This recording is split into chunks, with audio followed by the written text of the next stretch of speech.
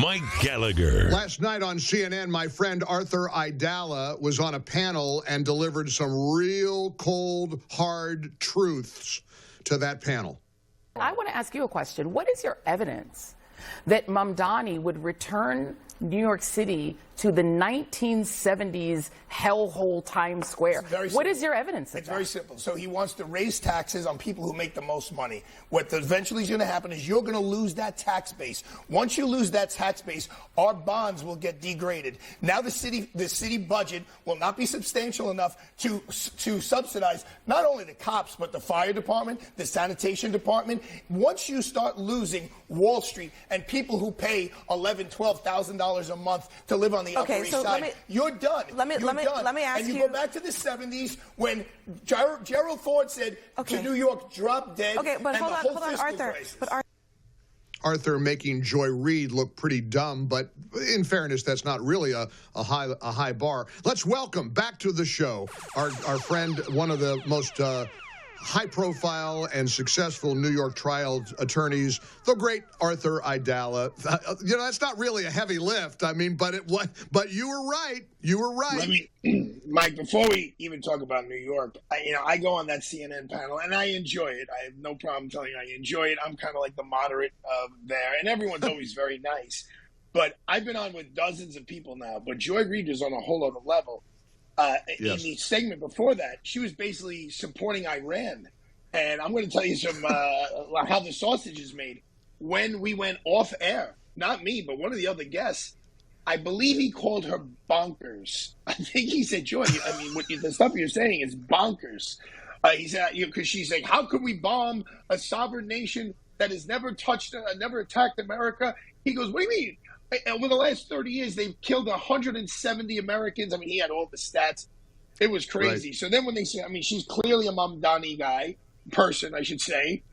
And what I said is accurate. You know, it's people discount the money. And I did my senior thesis in college about the fiscal crisis and about the Board of Estimate here in the city of New York and how close we were to going bankrupt. And they had to form a special charter revision committee to right the ship. So a guy named Felix Royalton saved the city of New York with his mathematics. You get a 33-year-old young man. I don't care what his background is. I don't care what his nationality is. You get a 33-year-old young person who has never run anything. I believe his staff is 5 or 6 people. He's been an assemblyman for 3 years. He's never run anything.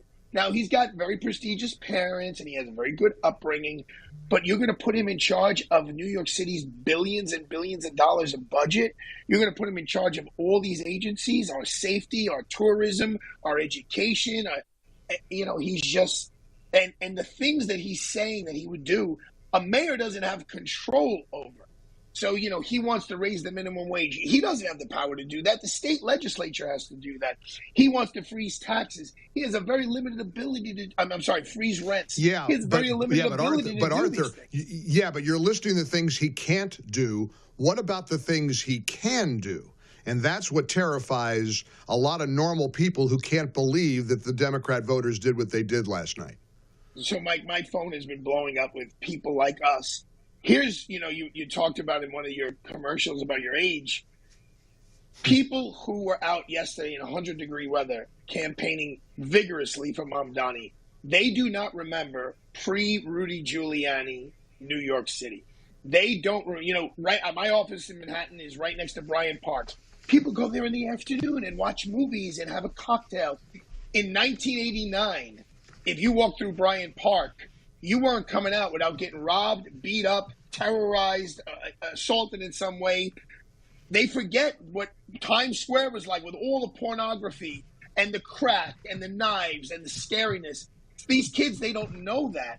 So that's the direction, this city would be going in under a Mamdani, unless if he won, he was smart enough to hire a great police commissioner.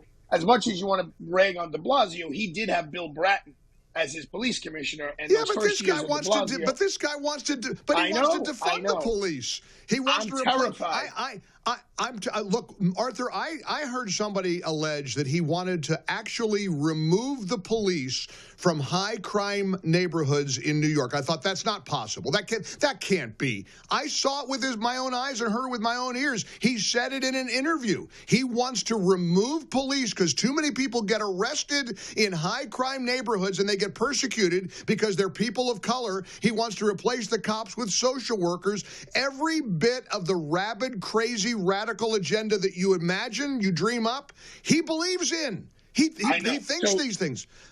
Before I lose you, Mike, let me give you a little breaking news. I spoke to Andrew Cuomo this morning at length. I spoke to Eric Adams' campaign manager. I missed Eric Adams' call. He called me as well. Right. The bottom line is they both understand that one of them needs to be the next mayor. They both believe that they should be the next mayor. If the polling shows that one of them, it's all out to beat Mamdani. Now, you got Curtis Sliwa running as a Republican. That's a problem because he's going to draw votes from normal people as well. Somehow or another, the smartest New Yorkers have to get together and say, this is the one guy who can beat Mamdani.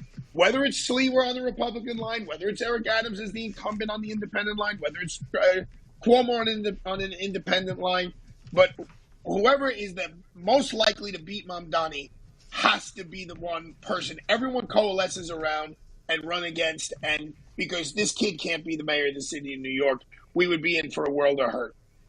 You know, I think about a guy that I've known over the years, John Catsimatidis, who is. I was going to mention his name. His name. He's got to be a real kingmaker here and say, look, the polls show that Cuomo's best to beat Mamdani, or Eric is best to beat Mamdani, and the other guy has to endorse whoever is leading in the polls.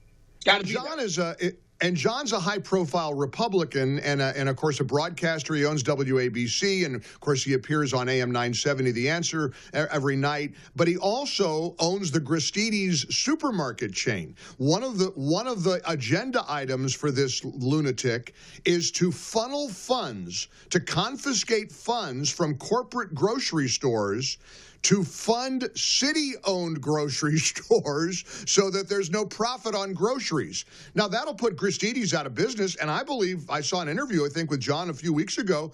He said, if this happens, we'll pull Gristedes out of the city. We'll have to. Yeah, we'll have to.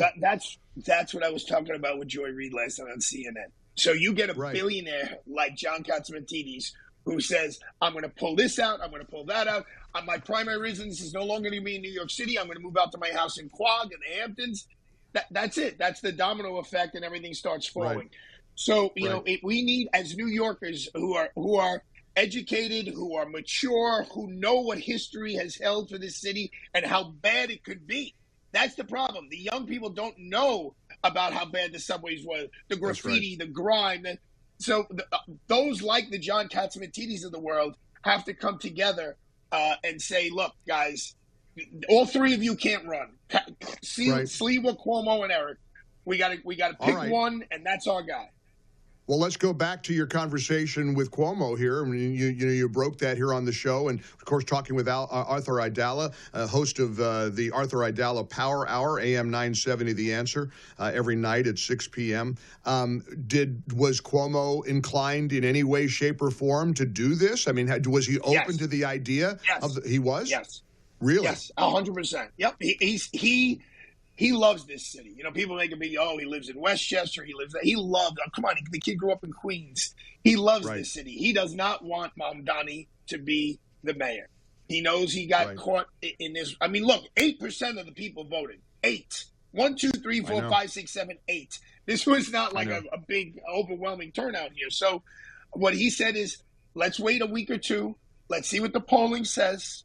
If the polling says I'm the guy, then I'm in. And if the polling says I'm not the guy, then I'm not going to just run to be the spoiler. 60 seconds left. What's your prediction, Swami? Look into your crystal ball. What do you think these three men will do? I would like to think that they all do. I think Curtis stays on the Republican line no matter what. He's not going anywhere, I don't think. Right, but I'm afraid he could wind up playing the spoiler even if Eric stepped out and supported Andrew, or Andrew stepped out and supported, I don't know if there's enough there to have the 30% that Curtis will get 30% of the vote. Now there's the other 70%. Right. I don't know if there's enough in there to kill these progressives who don't know what they're in store for. And by the way, taking cops out of the worst neighborhoods, 97% of the people in those worst neighborhoods are great people. It's 3% who are total jerks. And those 97%, they want the cops in those neighborhoods to protect them from the 3% of the jerks. So, well, you mentioned it was not a good day to wake up. No, I went to bed I was heartsick. Although, frankly, nationally, this is great news for the Republicans. This is all great because they're going to hang this guy around the neck of the Democrat Party for the next 10 years. I mean, they did a lot of damage to themselves because this is the direction that the Democrats are going in, whether anybody wants to admit it or not. Look, you mentioned the love of Andrew Cuomo that he has for New York, and I've known Curtis for years. Curtis truly loves New York. Absolutely. And so, interestingly enough, it may take that love and passion for this great city for these guys to say, I'm not going to run. I'm going to throw in the towel. We're going to coalesce behind one person, but I don't know if they can do it or not. Arthur Aidala, I was so anxious to talk to you today. It's been too long. Keep fighting the good fight. Congratulations on your recent legal victories. You got a bunch of great stuff going there. This is the guy you turn to when you're in trouble. The one and only Arthur Aidala. And Joy Reid, look, even she needs to reach out to you if she ever gets in any legal trouble. You'll help her. Thanks, Arthur. Keep fighting the good fight. Thanks so much, Mike. You too. Back at you. 800-655-Mike. Wow, what a turn of events. They're calling it a political shocker, a bombshell. We'll see what you think coming up. For full shows, live and on demand, it's Salem News Channel.